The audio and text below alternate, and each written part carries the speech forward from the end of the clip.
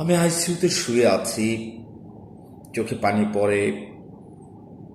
তখন সিস্টার আমাকে জিজ্ঞেস করে যে ভাই কাঁদছেন কেন? আমি তখন বলি না কাঁদিনি, আসলে লাইটের আলোটা আমার চোখে পড়েছে, সে কারণে চোখ দিয়ে পানি পড়ছে। নড়তে চড়তে পারি না। ওয়ার্ড বয়রা 2 ঘন্টা পর পর এসে পজিশন দিয়ে যায়, আমাকে এদিক সেদিক ঘুরে দিয়ে যায়।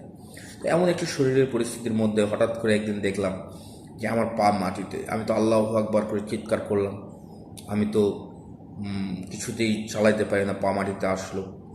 তো সাথে সাথে ওয়ার্ড বয়রা আমাকে বলল যে এটা তো আইসিইউ, আপনার তো জোরে কথা বলা যাবে না।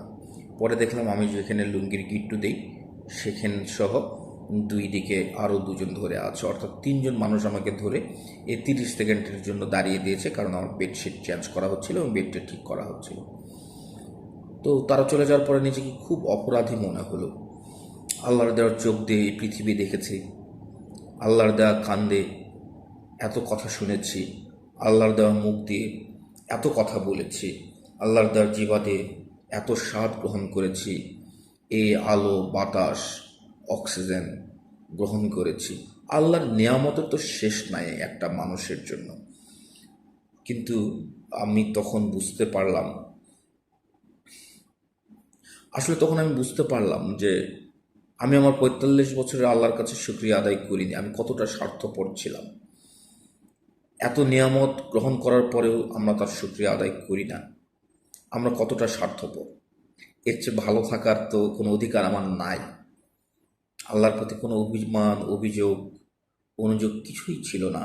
শুকরিয়া আদায় করেছে, আল্লাহ আমাকে বেঁচে রেখেছ, কারণ আমার ডানে বামে সামনে কত মানুষ মরছে, আমি তো বেঁচে আছি।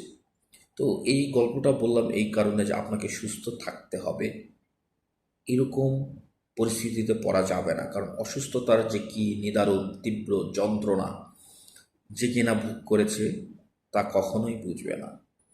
আমরা সকলেই সুস্থ থাকার চেষ্টা করি, নিজেকে ঠিক রাখার চেষ্টা করি।